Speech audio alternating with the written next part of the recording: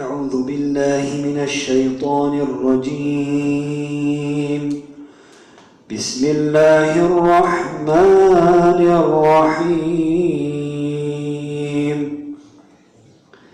إن الله وملائكته يصلون على النبي يا أيها الذين آمنوا صلوا عليه وسلموا تسليما.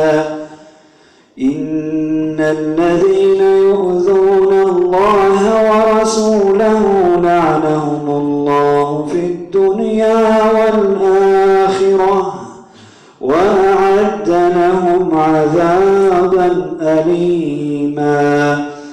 سبحان ربك رب العزة عما يصفون وسلام على المرسلين والحمد لله رب العالمين.